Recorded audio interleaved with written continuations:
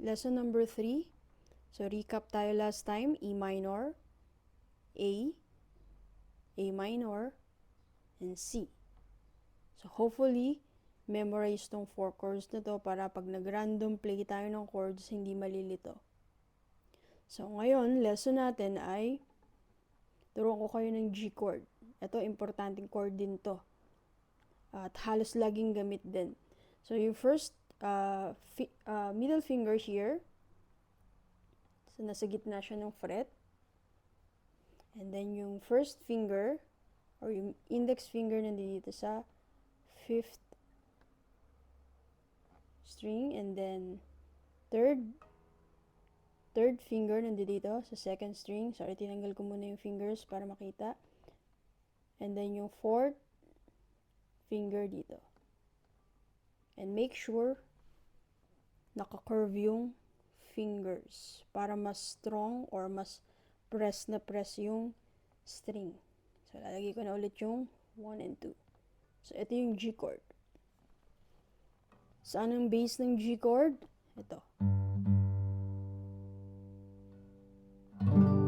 Lahat ng string, ipe-play. G chord. Okay. Ngayon, gagawin natin yung first strumming.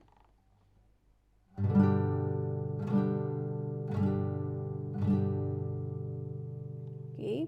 And then, change ako sa E minor.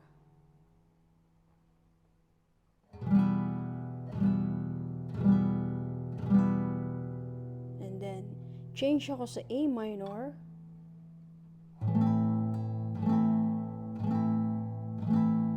And, subukan kong bumalik sa first chord or sa G.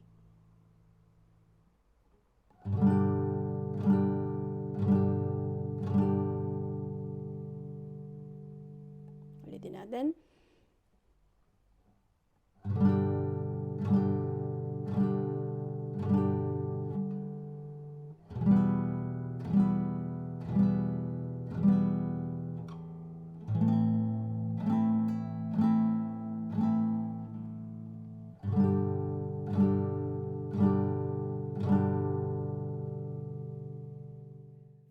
Ngayon, paano matutunan yung G chord ng mas mabilis? Step by step.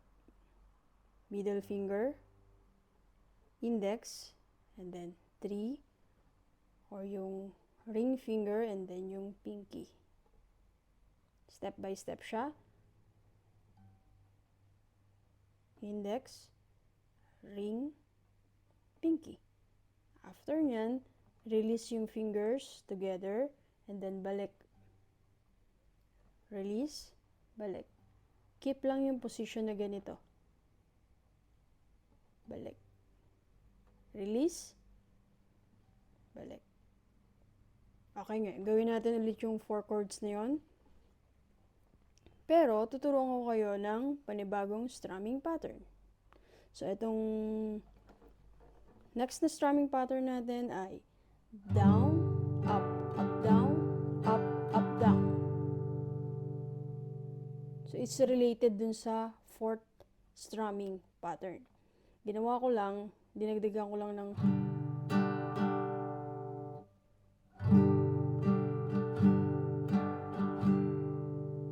pwede nyo rin siyang ising or kantahin. Down, up, up, down, up, up, down. And then, try natin sa E minor.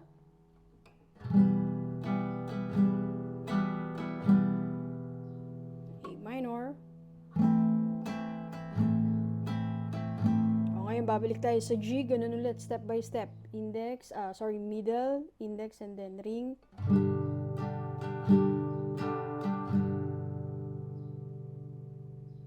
As fast as you can kapag nag-change ng chords. Okay, so, ngayon, another new chord, D minor. So, ito naman yung D minor. So, first finger here, and kailangan naka-curve yung fingers. Lahat ng fingers dapat naka-curve. So, 1, and then 3rd string, second fret, and then third finger or ring finger, third fret, second string. Yan, sa D minor naman, ito yung bass natin.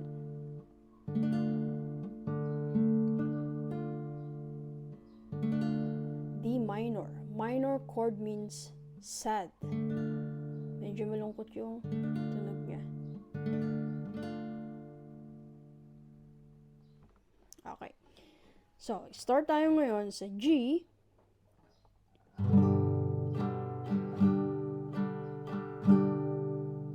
Then, A minor.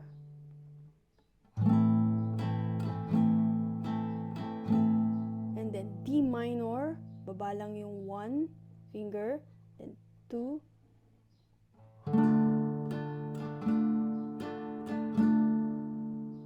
Then, balik sa G.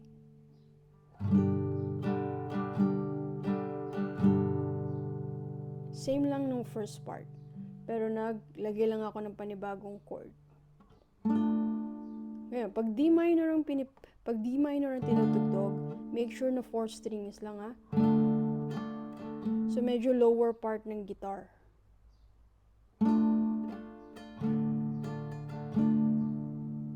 Hindi kasama tong dalawang string. Start naman tayo sa C chord. A minor chord, D minor,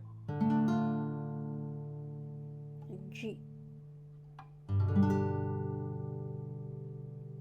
Balitin natin.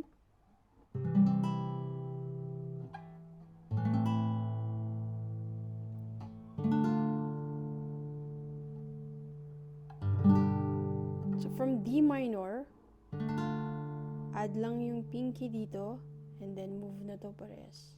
Both. D minor, press index, then, D minor, pinky,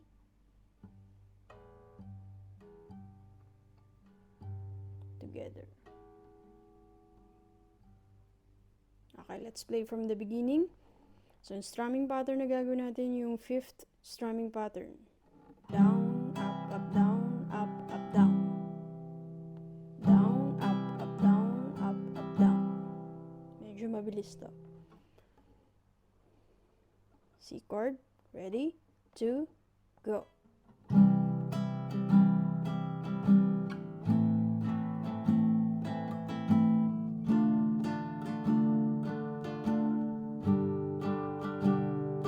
Again.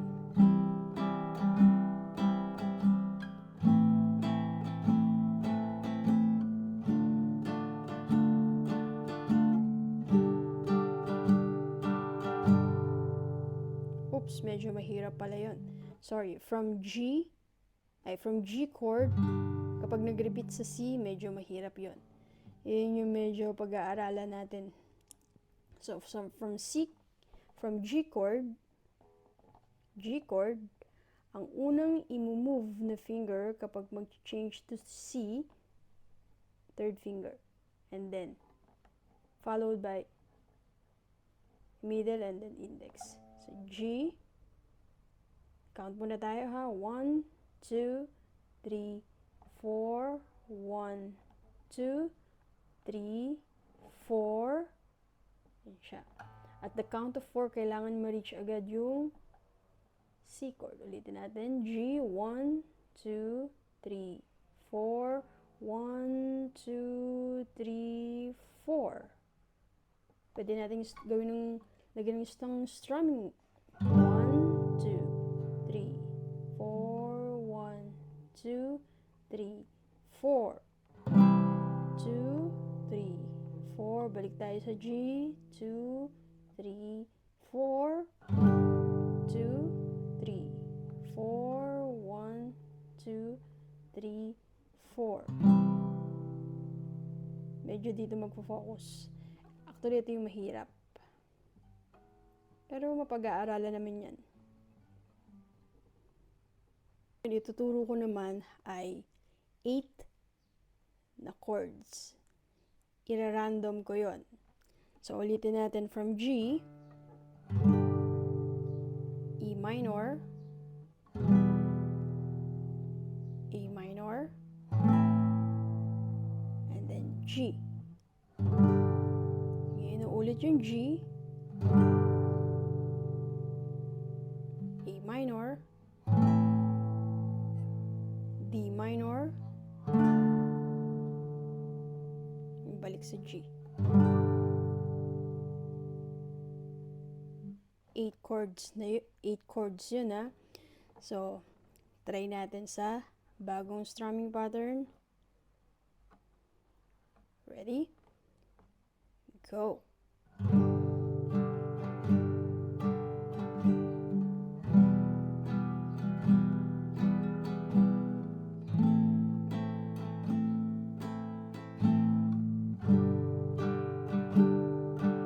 Lift lang ng konti yung fingers. Yes.